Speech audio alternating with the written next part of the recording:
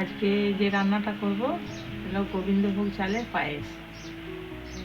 একটু পায়েস রান্না করব, তার জন্য 2 কিলো দুধ নিয়ে নিয়েছি। 2 কিলো দুধটা ছেঁকে নেব। এটা ছেঁকে নিচ্ছি, বোতলের দুধটা।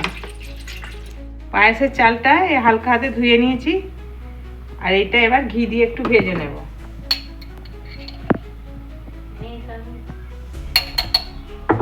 কড়াইতে দিয়ে দিচ্ছি।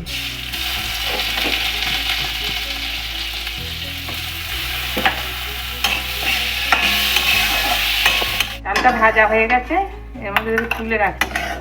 দুধটা সিদ্ধ হয়ে গেছে, দুধে ঢেলে দেবো। দুধটা ফুটে উঠেছে, এবার চালটা দিয়ে দিচ্ছি এর মধ্যে।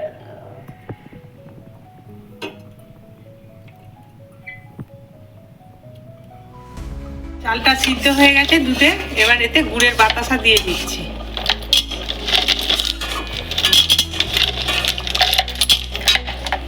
নাড়তে দেবো, আর ওতে তেজপাতা দুটো আর এলাচ দিচ্ছি। 4টে এলাচ ফাটিয়ে দিয়ে দিচ্ছি।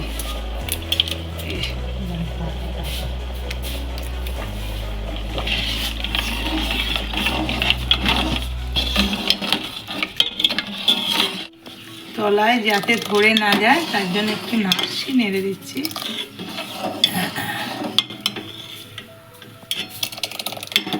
এর মধ্যে এই কাজুগুলো দিয়ে দিচ্ছি।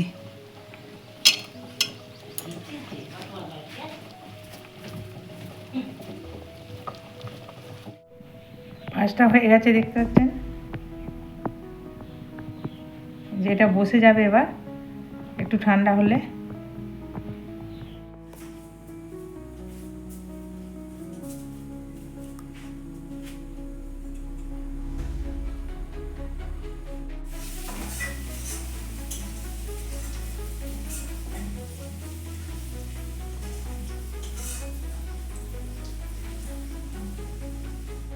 আজকের ভিডিওটা এখানে শেষ করলাম। ছোট্ট রেসিপিটা কেমন হয়েছে জানাবেন।